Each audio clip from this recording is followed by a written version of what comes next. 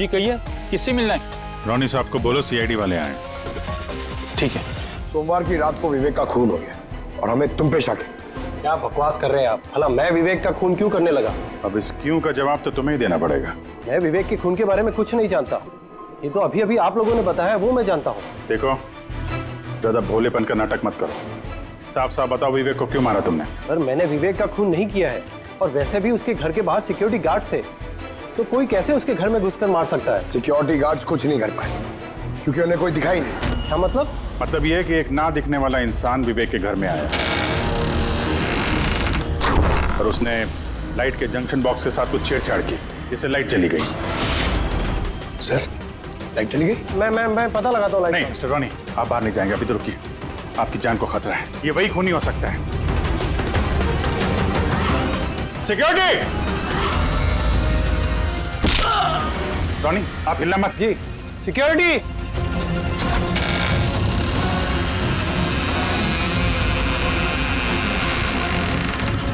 कौन है उधर?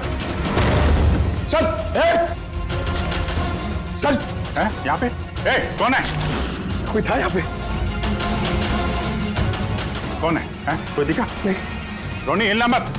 सिक्योरिटी, लाइट ऑन करो। मैं भाग जाता हूँ। देखो। Oh no, Pankaj!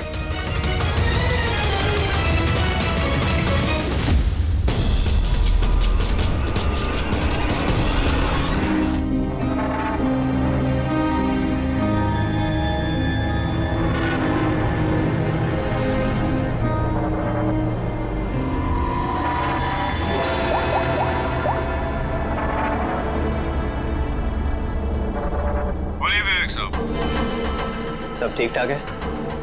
हाँ साहब, सब ठीक है, एकदम ट्रैक पे है। काम हो जाएगा ना? आपको जुबान दिया साहब, काम हो जाएगा। जो भी तुम्हें सही लगे वो सब करो, तुम्हें पूरी छूट है, मगर उसको फिक्स कर दो। आप चिंता मत करो साहब, वो तैयार हो जाएगा। उसको तैयार करना मेरे बाएं हाथ का काम है। गुड।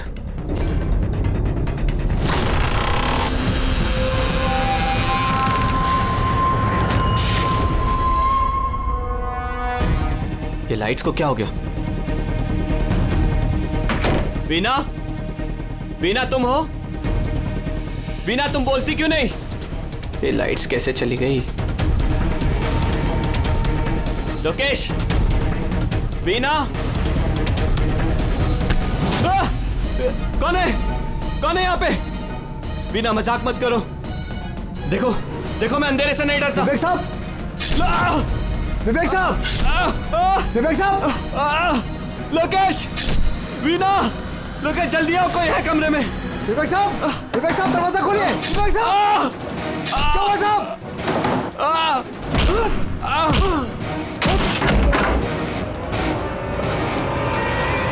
विवेक साहब! मालकिन! विवेक साहब! विवेक साहब! विवेक साहब! मालकिन!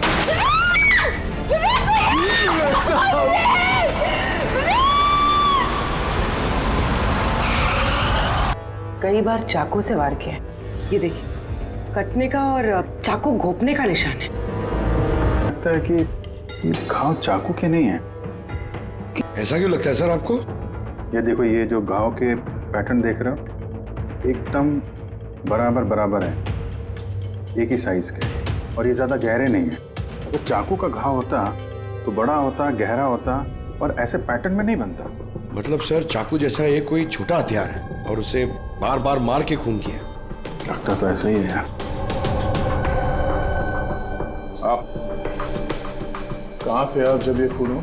साहब, मैं नीचे अपने कमरे में था। जब विवेक साहब की चीखने की आवाज सुनी तो मैं दौड़ के ऊपर आया। साहब, मैंने दरवाजा खोलने की बहुत कोशिश की, लेकिन दरवाजा अंदर से बंद था।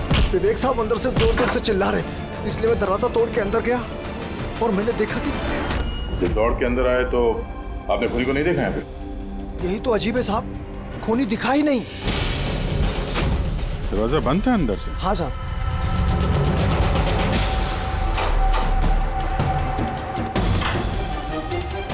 तुम अंदर आए तो यहाँ पे लाइट थी? साहब, उस वक्त लाइट नहीं थी। जब मैं दरवाजा खोल के अंदर आया तो लाइट आ गई। कमाल है सर, ये कैसा खूनी है जो लाइट में भी नहीं दिखा। कहीं ये आत्मा। ये भी तो हो सकता है कि जब कमरे में अंधेरा था उसी वक्त खूनी दरवाजे से बाहर गया। साहब ऐसा बिल्कुल नहीं हो सकता साहब, अगर खूनी दरवाजे से अंधेरे में भी गया होता तो मुझे जरूर दिखा होता। मेरी आंखें बिल्कुल ठीक है साहब। कमरे से बाहर जाने का और कोई रास्ता तो दिख नहीं रहा है। वही तो, कमरे से बाहर जाने का एक ही रास्ता है, वो है ये दरवाजा। दरवाजा अंदर से बंद था और लोकेश ने ये दरवाजा खोला और इसने तो यहाँ पे खूनी को देखा नहीं। कमाल है।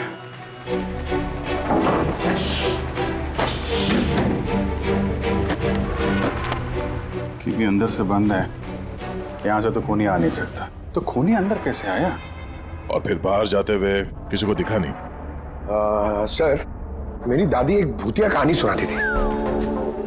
पंकज, एक तो ये कहानी नहीं है, हकीकत है, और ये भूतिया नहीं है। सर ये हकीकत है लेकिन भूतिया लगता है ना। कोई यहाँ पर आता है, बिना हथियार के खून करता है और चले जाता है। कहाँ से? जाने का तो यही एक रास्ता है, ये दरवाजा।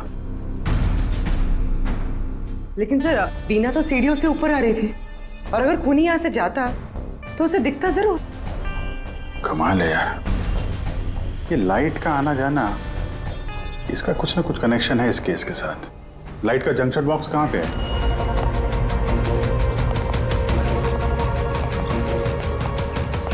सर यही जंक्शन बॉक्स है।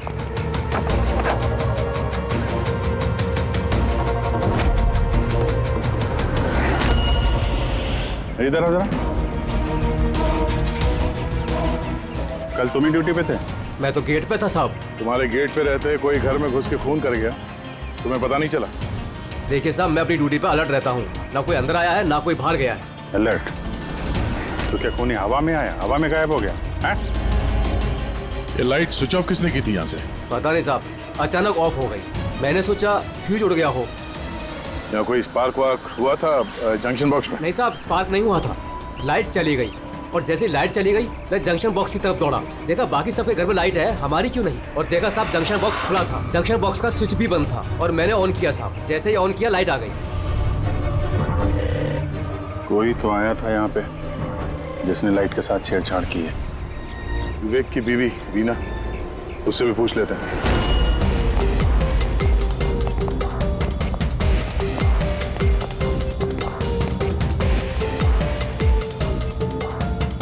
वीना जी, हमें मालूम है ये थोड़ा मुश्किल समय है आपके लिए, पर हम लोग भी थोड़े हैरान हैं कि यहाँ पे सबके रहते हुए विवेक का खून हो जाता है और किसी ने भी खूनी को देखा नहीं। सर इस बात का जवाब मेरे पास भी नहीं है।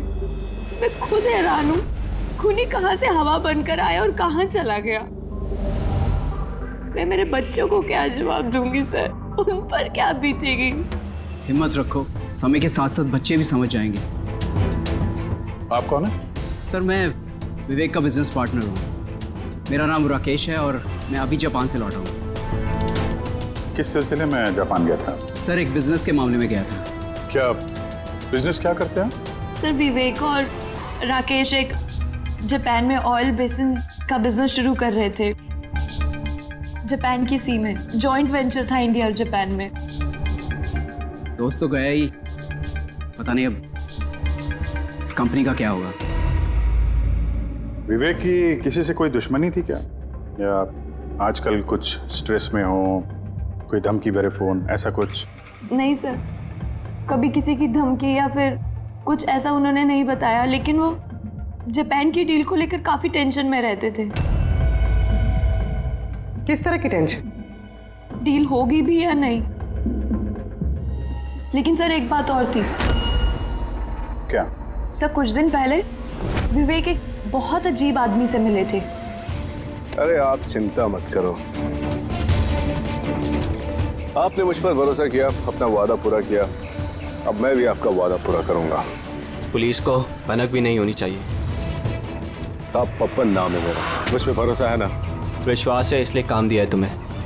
बस अब पप्पन का कमाल देखो।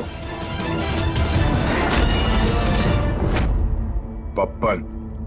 देखिए जैसा आपने बताया उससे तो यही लगता है कि ये पप्पन कोई पुराना मुजरिम है, और हर मुजरिम का रिकॉर्ड है हमारे पास। आप उसकी फोटो देखेंगे तो पहचान लेंगे? जी सर। ठीक है, फिर तो जल्दी इस पप्पन का पता चल जाएगा और उसने क्या किया था वो भी। आप लोगों का शक एकदम सही है बॉस। ये खून चाकू से नहीं हुआ। तो फिर किस हथियार से हुआ जो कोई भी देख नहीं पाया? यहाँ तक कि लोकेश को भी वो हथियार दिखाई नहीं पड़ा। हाँ बॉस, हथियार भी नहीं नजर आया और कमाल की बात है खूनी भी दिखाई नहीं दिया। ये तो पहली हो गई। खून हुआ, खून ही नजर नहीं आया। घाव चाकू जैसे हैं लेकिन खून चाकू से नहीं हुआ। पहेली तो है अभिजीत, और इस पहेली को सॉल्व करने के लिए आप लोगों को कड़ी मशक्कत करनी पड़ेगी। देखो बॉस, हम लोग आत्मा में तो विश्वास नहीं करते, लेकिन साइंस से कुछ भी किया जा सकता है और मुझे लगता है किसी मॉडर्न साइंस की टेक्निक का इस्तेमाल किया गया है इस खून में। हाईटेक खूनी? हाईटेक ही हो सकता है, वरना ना दिखने वाले खूनी को लाइट्स ऑफ करने की क्या जरूरत है? माना कि ये खूनी हाईटेक है, मगर कहीं ना कहीं उंगलियों के निशान तो छोड़े होंगे ना उसने। बिल्कुल आए होंगे। तो फिर सर, जो क्राइम सीन से हमने उंगलियों के निशान लाए थे, उनमें से एक निशान खूनी के भी होंगे। होने चाहिए थे दया, लेकिन अफसोस की बात यह है कि है नहीं। आप लोग जो भी फिंगरप्रिंट्स लेके आए उसमें सिर्फ विवेक और उसकी पत्नी के फिंगरप्रिंट्स हैं जो एकदम क्लियर है। बाकी के फिंगरप्रिंट्स एकदम स्मस्ट हैं, सब मिल गए हैं। ऐसा लगता है जैसे किसी ने ग्लव्स पहन करके दरवाजा खोला और बंद किया। प्लानिंग के साथ खून किया गया है ताकि सबूत ही ना मिले। काम करते हैं, इस विवेक के घर में जितने भी लोग हैं उन सब से अलग अलग स्टेटमेंट लेते हैं, सबसे पूछताछ करते हैं कि उस रात हुआ क्या था। खूनी ने अंधेरे का फायदा उठाया है, अब हम भी अंधेरे में निशाना लगाएंगे। सर, जब ये खून हो रहा होगा तो वो खूनी अंदर ही होगा सर। जैसे ही बीना बाहर गई उसने खून कर दिया। ये थ्योरी हो सकती है पंकज, अगर लाइट नहीं गई होती तो फिर सब दो खूनी होंगे, एक लाइट ऑपरेट कर रहा होगा और अंदर खून कर रहा होगा। मगर जिसने लाइट ऑफ करी वो कहाँ था? वहां पे तो गार्ड खड़ा था। उसने बोला ना उसने किसी को अंदर आते देखा ना कोई बाहर गया। सर लेकिन जब वीना बाहर गई थी तो उसने दरवाजा खुला हुआ देखा था सर, तो हो सकता है कि दरवाजे के ऊपर उसकी उंगली के निशान हो। खूनी यहाँ भी चालाक निकला। सारों के सामने बताया ना, यहाँ कमरे के अंदर हमें एक भी फिंगरप्रिंट्स नहीं मिले, एक भी। उसने हैंड ग्लव्स पहने होंगे सर, इसलिए शायद नहीं मिले। हैंड ग्लव्स तो पहने ही होंगे। विवेक की बॉडी यहाँ पड़ी थी, मतलब यहाँ कहीं खड़ा होगा। 1 मिनट यहाँ खड़े होना जरा पंकज। खूनी जब अंदर आया तो दरवाजा खुला हुआ था। जैसे ही लाइट गई खूनी अंदर आया, उसने दरवाजा बंद किया। अंधेरे में उसने विवेक का खून कर दिया, क्योंकि जब लोकेश आया था तो ये दरवाजा अंदर से बंद था। हाँ सर, खूनी अंदर ही होगा सर। करेक्ट। और जैसे ही लोकेश दरवाजा खोल के आया, खूनी चुपके से यहाँ से निकल गया। लेकिन अगर खूनी यहाँ से गया है तो लोकेश तो यहीं कहीं खड़ा था, उसे तो दिखना चाहिए था ना खूनी। लोकेश का कहना है उसने सिर्फ यहाँ पे विवेक की बॉडी देखी थी, खूनी उसे नजर नहीं आया। सर ये लोकेशन है, ये झूठ बोल रहा है सर। लगता तो नहीं है। इंटरोगेशन में अच्छे झूठ बोलने वाले ना लड़खड़ाने लगते हैं, उनकी जबान कांपने लगती है। ऐसा लगता नहीं है वो झूठ बोल रहा है। तो फिर कौन है ये आदमी? वीना ने उसे महसूस किया, लोकेश ने उसे महसूस किया, लेकिन देखा नहीं।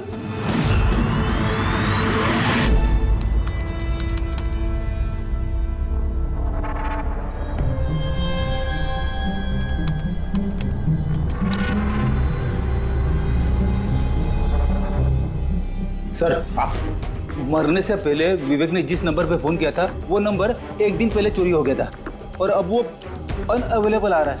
अनअवेलेबल है? तो जरूर पप्पन का होगा दया, पप्पन का नंबर होगा। क्या पता चला उसके बारे में? सर पूरी ट्रेस कर रही है, उसका क्रिमिनल रिकॉर्ड भी चेक करिए सर, बहुत जल्द पता चल जाएगा। यही है सर। हाँ सर ये देखिए, सर हमारे रिकॉर्ड्स में तो कई सारे पप्पन हैं, लेकिन वीना के बताए अनुसार ये वही आदमी जिसकी हमें तलाश है। सर ये वही आदमी है जिसे मैंने विवेक के साथ देखा था। हमारे रिकॉर्ड के हिसाब से तो ये मुजरिम बहुत ही खतरनाक है सर, खूनी है। और अगर विवेक ने इसे पैसे दिए हैं तो जरूर खून किया होगा इसने। और अभी ये बेल पे बाहर है और पुलिस स्टेशन पे हाजिरी देने के लिए जाता है रोज। कौन से पुलिस स्टेशन में जाता है ये हाजिरी देने के लिए?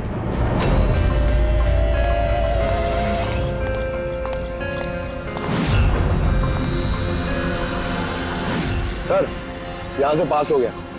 सब्जी ले लो भाई, सब्जी ले लो, सब्जी ले लो। सर पप्पन यहाँ से निकल गया। ले भैया तेरा ठेला संभाल ले। उसको उधर ही रोक के रख, चाहे वो रोए या हंसे तुम उसकी चिंता मत कर। जब तक वो हमारे पास है बाजी हमारे हाथ में है। तुम लोग मेरा इंतजार करो और कुछ भी गड़बड़ हुआ ना तुम में से किसी को नहीं छोड़ूंगा मैं। ये चिड़ी का गुलाम तुम्हारी तरफ गया था, देखना जरा।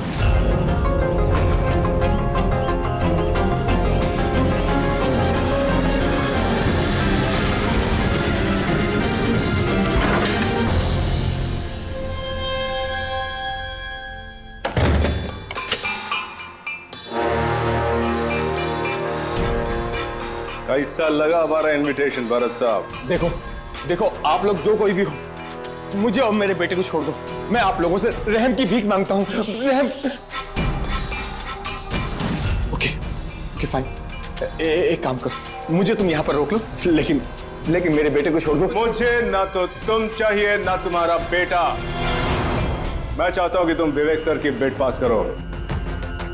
विवेक सर खुश तो मैं खुश। ये पॉसिबल नहीं है। मैं इंडियन मिनिस्ट्री में एक एम्प्लॉय हूँ। माना कि सारे कॉन्ट्रैक्ट मेरे जरिए पास होते, लेकिन मैं ऐसे ही किसी कंपनी का कॉन्ट्रैक्ट कैसे पास करवा दूं सर? मिस्टर भरत, तुम ना मामले की गंभीरता को नहीं समझ रहे हो।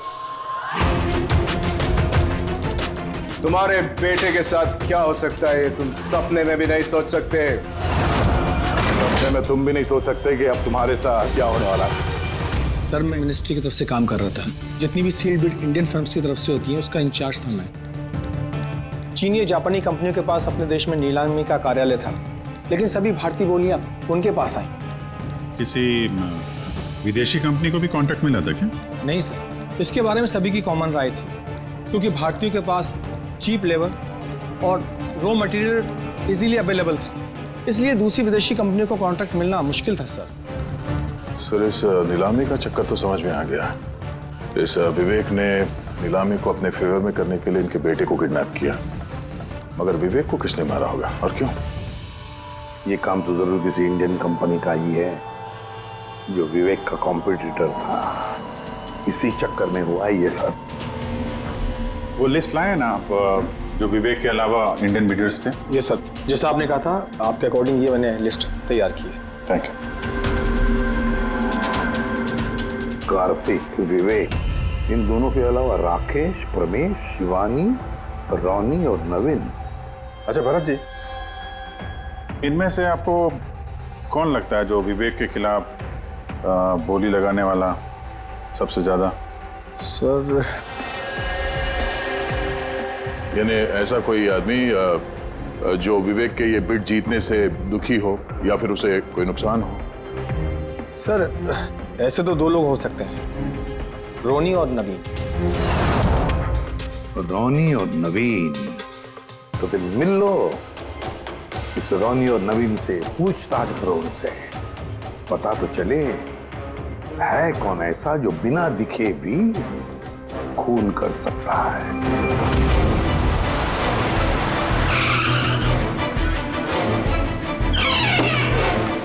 जी कहिए, किससे मिलना है? रोनी साहब को बोलो सीआईडी वाले आए।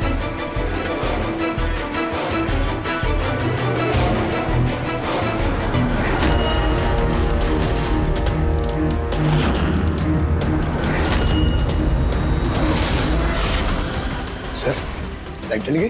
मैं पता लगाता हूँ। नहीं मिस्टर रोनी, आप बाहर नहीं जाएंगे, अभी तो रुकिए। आपकी जान को खतरा है, ये वही खूनी हो सकता है। सिक्योरिटी! रॉनी आप हिलना मत। सिक्योरिटी। सर यहाँ कोई है? कोई है? सर यहाँ कौन है इधर? कौन है? मिस्टर रॉनी आप हिलना मत। सर मैं देखता हूँ, देखो। पंकज! Oh no, Ronnie! साहब, सबको क्या हुआ? एक मिनट। He's no more. बाहर जाते हुए कोई दिखा था क्या? नहीं सर मैं वहाँ जंक्शन पे गया, लाइट ऑन की और देखा कि हमारा दूसरा सिक्योरिटी गेट के पास बेहोश पड़ा हुआ है और मैं अंदर आ गया सर। Hello sir. सर हम रॉनी को बचा नहीं पाए। He's dead. ऐसा कैसे हो सकता है अभिजीत? खून तुम्हारे सामने हुआ और तुम कह रहे हो कि तुमने खूनी को देखा तक नहीं? हाँ सर, पहले तो हम सुनी सुनाई बातों पे यकीन कर रहे थे, पर यहाँ तो हम लोग वहाँ मौजूद थे सर, कोई नहीं दिखा। मतलब विवेक के खून की जैसा? हाँ सर। ये किस तरह का खूनी है सर, जो है मगर दिखाई नहीं देता? वही तो। पर इतना पक्का है कि मैंने वहाँ पे कुछ शैडो जैसी देखी थी, कुछ अजीब सी। आई मीन एक्सप्लेन करना मुश्किल हो रहा है मगर। सारुण के यार, फोटो से कुछ पता चल रहा है तुझे? बॉस लगा हुआ तो हूँ, शायद कुछ हाथ लग जाए, लेकिन एक बात पक्की है, ये खून भी वैसे ही हुआ है जैसे इससे पहले को खून हुआ है। ये देखो बस, ये देखो यहाँ फोटो में ये हल्की सी रोशनी में ये कुछ आकृति दिखाई दे रही है, शैडो जैसी, बिना आकार के। ये क्या है ये समझ में नहीं आ रहा है। सालू के साथ मैं पहले से कह रहा था, ये जरूर कोई आत्मा है। सर वो जो कोई भी था, मैंने उसे महसूस किया था सर। मैंने उसे पकड़ने की कोशिश की लेकिन वो हाथ में ही नहीं है। देखो यार, ये आत्मा कुछ नहीं होता। बॉस ये क्या है ये अभी तक पता नहीं लगा पाया। सारुण के ये किस किस्म का हथियार इस्तेमाल किया इस खूनी ने? ये बॉस, ये हथियार है, इसे शूरिकेन कहते हैं बॉस। शूरिकेन? तो इस तरह का हथियार तो मैंने मार्शल आर्ट्स वाली फिल्मों में देखा है। अरे इसे तो वो निंजाज यूज करते हैं, वो निंजा। सर ये जापानीज हथियार है, निंजाज इस टाइप के हथियार इस्तेमाल करते हैं। जापान निंजा, और ये ऑक्शन भी जापान में होने वाला है सर, तो कहीं इन सबका कनेक्शन जापान से तो नहीं? बिल्कुल है, जापान से कनेक्शन है। इस राकेश से मिलना पड़ेगा। वही गया था ना जापान किसी डील के बारे में बात करने। राकेश तुम विवेक के पार्टनर हो, है ना? तो तुम तो जरूर जानते होंगे कि विवेक ने बिड हासिल करने के लिए पप्पन नाम के किसी गुंडे को हायर किया था, भरत के बेटे को किडनैप करने के लिए, है ना? नहीं सर, इसके बारे में मुझे कुछ भी मालूम नहीं। अरे ऐसा कैसे हो सकता है? इतनी बड़ी बात और पार्टनर को पता नहीं? सर वो मुझसे काफ़ी बातें छुपाता था, इसलिए बिजनेस में भी लॉस हो रहा था। वो इतना बेताब रहता था कि लॉस कवर करने के लिए वो क्या क्या करता था और कहाँ कहाँ जाता था मुझे बिल्कुल मालूम नहीं है। अच्छा, वैसे आप जापान गए थे ना विवेक के खून से पहले? हाँ गया था। क्या करने गए थे आप? ऑयल रिग प्रोजेक्ट का मामला था, इसके लिए मैं जापान गया था, मगर विवेक यहीं से सारे ऑपरेशन हैंडल कर रहा था। ऑयल रिग का प्रोजेक्ट? तो क्या प्रोजेक्ट था, जरा डिटेल में बताओ तो सही। जापान में एक द्वीप है जिसे ऐतिहासिक और पवित्र माना जाता है। वहाँ के लोग ऑयल रिग प्रोजेक्ट को लगाने के लिए मना कर रहे थे। पवित्र समंती द्वीप? क्या पवित्र है उस आइलैंड में? कुछ पुराने योद्धाओं को वहाँ पे दफनाया गया था, जैसे समुराइज, रॉनिन्स और निंजास। सामुराई, रोनिन, निंजास, पुराने योद्धाओं को दफना दिया था वहां पर। सर ये कोई इत्तेफाक है या कुछ और? ये जो निंजास है ये पुराने दौर के हथियारे थे सर जापान में, पर आज भी काफी लोग इन लोगों को मानते हैं। तो वो लोग नहीं चाहते होंगे कि उस जगह पे ये ऑयल ड्रिलिंग हो और उन लोगों ने इन्हें। हाँ हो सकता है दया, हो सकता है, पर ये भी तो हो सकता है कि इन लोगों की आपसी दुश्मनी, कोई बिजनेस राइवल। सर ये नवीन तो नहीं हो सकता क्योंकि जब दूसरा खून हुआ तब मैं और पूर्वी उसी के साथ थे। तो फिर ये बचे 3 बिडर्स शिवानी, प्रमेश और कार्तिक तीनों को बुला लेते हैं यहाँ पर। कार्तिक, प्रमेश, शिवानी, तो तुम 3 भारतीय थे विवेक के साथ बिड करने में जापान में, मगर डील हमारे हाथ में आई नहीं। और इसी वजह से विवेक और रोनी का खून हुआ है। कार्तिक, आप कहाँ थे जब ये दोनों खून हुए? सर मैं मीटिंग में ही था, आप मेरे एम्प्लॉय से पूछ सकते हैं सर। और प्रमेश? सर मैं सामाजिक व्यक्ति हूँ और सर इसके गवाह सर वो अफसर हैं, और सर जिस वक्त खून हुआ मैं उनका साथी था सर। तो ये भी तो हो सकता है ना कि ये खून तुम लोगों ने करवाया? सर हम क्यों खून करवाने लगे, सब अपने अपने नसीब का खाते हैं सर। और डील नहीं हुई तो क्या हुआ सर, कभी ना कभी कोई ना कोई डील तो हो ही जाएगी। वैसे आप कहाँ थे शिवानी जब ये खून हुआ? सर मैं जापान गई थी। और क्या करने गई थी आप जापान में? सर एक मजबूरी आ गई थी। मजबूरी? कैसी मजबूरी? सर कुछ विदेशी कंपनियां हमारी भारतीय कंपनियों के बारे में गलत अफवाहें उड़ा रही थी, उसी वजह से भारतीय कंपनियों को बहुत ही चिंता हो रही थी। तो हम वहां उनकी चिंता दूर करने गए थे और ये बताने गए थे कि भारतीय कंपनियां सबसे बेहतर होती हैं। और वैसे भी सर हमने अपनी बिड्स विड्रॉ कर ली थी, तो फिर हम क्यों मारेंगे उन्हें? और बिड्स विड्रॉ करने की कोई खास वजह? सर वजह सर ये थी कि हम लोग अपनी जिंदगी में सर टेंशन नहीं चाहते हैं, और सर हम लोग किसी भी तरह का कोई रिस्क नहीं चाहते हैं। सर हम लोग को सर जो भी मिल रहा है सर हम उतने में खुश हैं।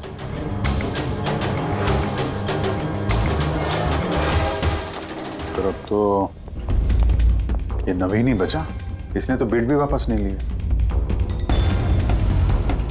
तो कहीं नवीन ने तो नहीं ये सब किया? या फिर ये भी तो हो सकता है कि अगला शिकार नवीन ही हो। नवीन, तुमने बिड क्यों नहीं कैंसिल की जब सारे लोग पीछे हट गए थे?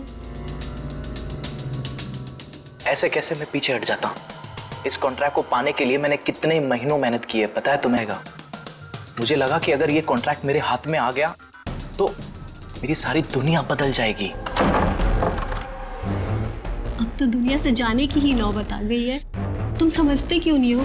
अगर तुम चले गए तो मेरा क्या होगा? डरने की कोई बात नहीं है, हमें कुछ नहीं होगा। सीआईडी की पूरी टीम हमारे साथ है। अरे सीआईडी वालों के सामने वो मार के चला गया, और सीआईडी वाले क्या किए? कुछ नहीं कर पाए वो। सीआईडी की टीम पे भरोसा रखो तुम, हमें कुछ नहीं होगा। पंकज, तुम्हें पता है ना हमें क्या करना है? Don't worry, I know. मैं आता हूं।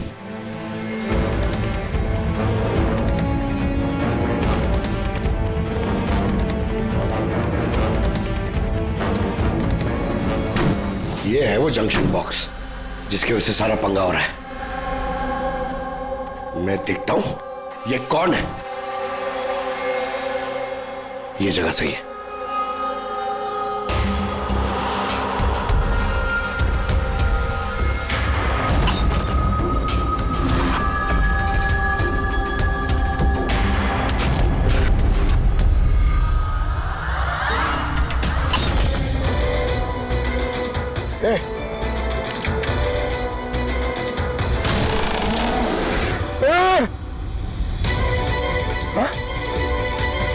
कौन है?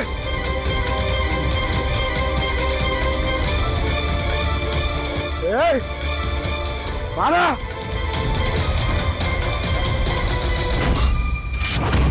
नवीन, ये लाइट को क्या हो गया? अरे कुछ नहीं हुआ। नहीं नहीं, वो आ गया है। कुछ नहीं होगा, कुछ नहीं होगा आपको, प्लीज रिलैक्स हो जाइए।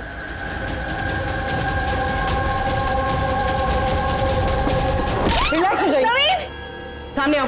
वो तुम्हें मार डालेगा। अरे नहीं। कौन है यहाँ पे?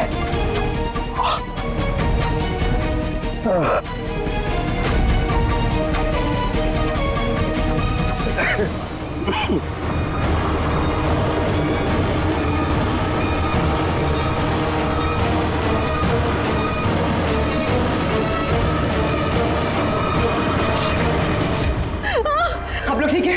हाँ?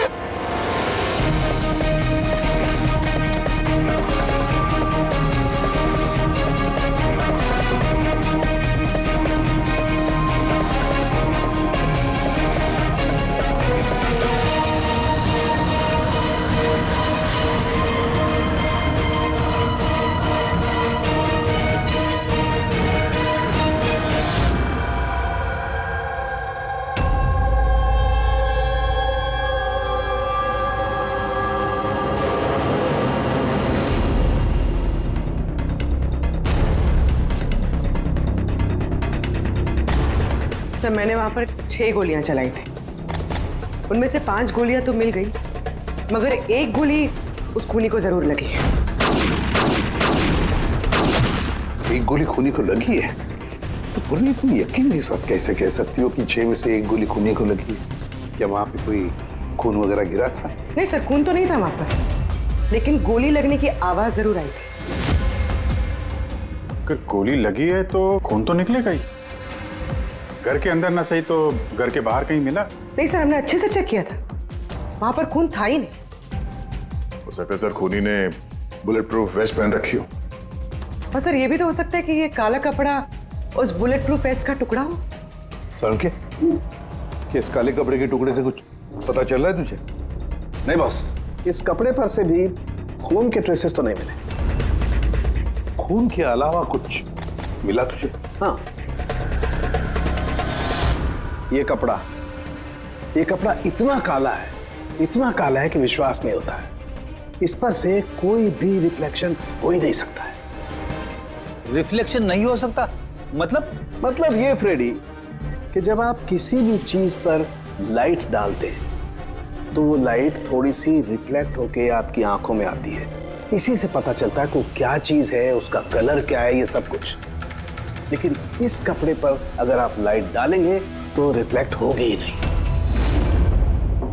इस कपड़े पे लाइट मारेंगे तो ये कपड़ा दिखेगा नहीं ना। मैं दिखाता हूं, ये देखो, ये यहां पर ये लाइट है। अब हम इसे ट्रैवल करते हैं इस कपड़े पर, और ये देखो लाइट गायब। माय गॉड, मतलब इस कपड़े ने सारी की सारी लाइट एब्जॉर्ब कर ली। और ये देखो, कपड़े से बाहर आए तो फिर से लाइट दिखाई देना शुरू हो गई।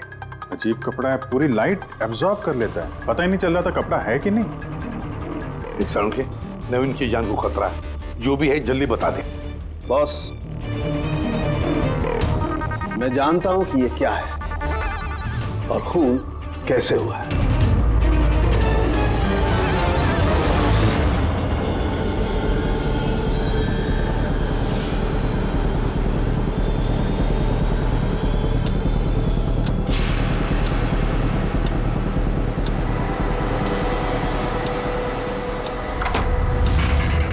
शिखा, क्या हुआ तुम्हें?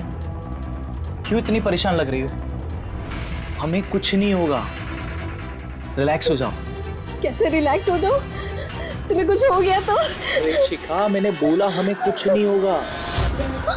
नवीन, ये लाइट कैसे चली गई? अरे नवीन, वो आ गया है। कोई नहीं वो तुम्हें मार डालेगा।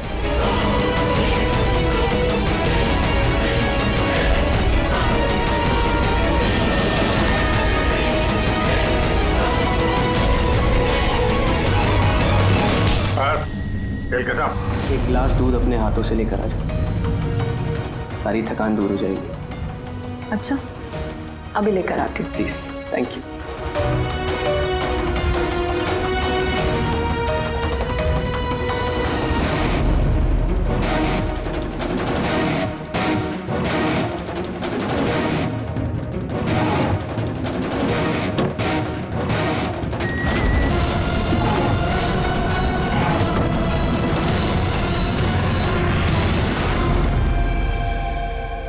मैंने सोचा नहीं था कि कोई मुझे भी पकड़ सकेगा।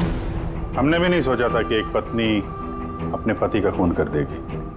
अपराधी चाहे जितना दिमाग लगाकर अपराध को अंजाम दे, कहीं ना कहीं उससे कोई ना कोई गलती हो ही जाती है। मैंने तो कोई गलती नहीं करी, फिर भी आप लोगों ने मुझे पकड़ लिया। नहीं, गलती हुई तुमसे। ये कपड़ा पहन के तुमने बहुत अकलमंदी दिखाई थी, लेकिन इस कपड़े का टुकड़ा हमें खिड़की में से मिल गया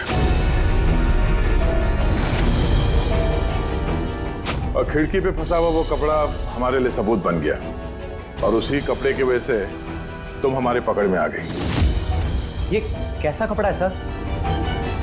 मैंने इसके बारे में पहले सिर्फ सुना था बॉस। मुझे पता नहीं था कि इसका इस्तेमाल किया जा सकता है, वो भी इस तरीके से। इसे जिस जिस व्यक्ति ने बनाया उसने अपने हिसाब से इसको नाम दिया, लेकिन एक बात पक्की है, ये दुनिया की सबसे ज्यादा काली चीज है। मैं तो कुछ समझा नहीं। सीधे तरीके से ये बात है फ्रेडी कि अगर इस कपड़े का कोई सूट बना करके पहन लेगा, वो व्यक्ति आपको दिखाई नहीं देगा तब तक जब तक कि उसके आसपास की सारी लाइट्स एलिमिनेट ना हो जाए। वो दिखाई नहीं देगा। अगर दिखाई देगा तो सिर्फ एक आकृति दिखाई देगी, एक छाया, वो भी बिना किसी रूप के। ये एक 3D से 2D में बदल जाने की प्रक्रिया है। अरे सर, कोई तो लाइट होगी जिससे ये दिखे। ऐसी कोई लाइट नहीं है, ना इंफ्रारेड लाइट, ना यूवी लाइट, ना ही लाइट स्पेक्ट्रम।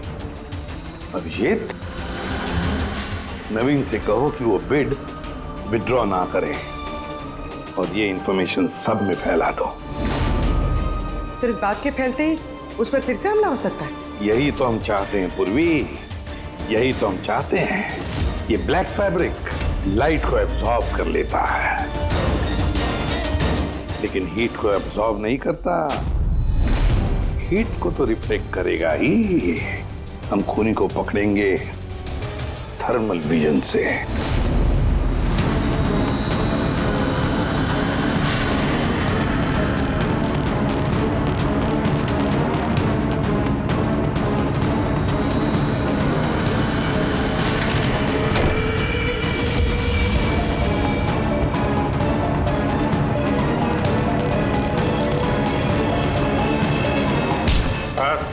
खेल खत्म। किस तरह से इस काली ड्रेस की वजह से तुम्हारा खेल खत्म हो गया? हाँ? अब जल्दी से बताओ, अपने पति का खून क्यों किया तुमने?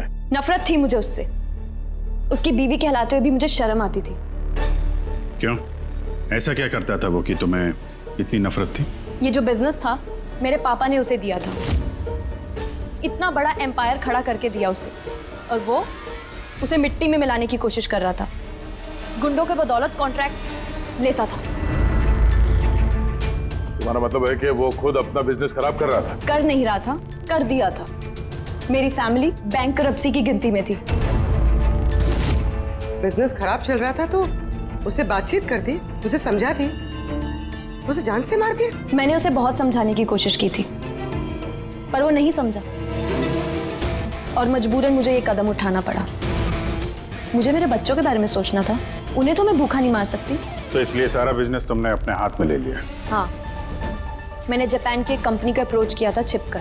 छोटे छोटे कॉन्ट्रैक्ट और पैसों के बदले मैंने तय किया कि भारतीय कंपनी कॉन्ट्रैक्ट पर कोई बोली ना लगा सके, और इसीलिए मैंने सभी बोली लगाने वालों को मारने का प्लान किया। और उन्हें मारने के लिए ऐसे हथियार का इस्तेमाल किया जो निंजास इस्तेमाल करते हैं? हाँ? हाँ। क्या मिला ये सब करके? जेल। जिन बच्चों के लिए तुमने गुनाह का रास्ता अपनाया, अब वो बेचारे अनाथ हो जाएंगे।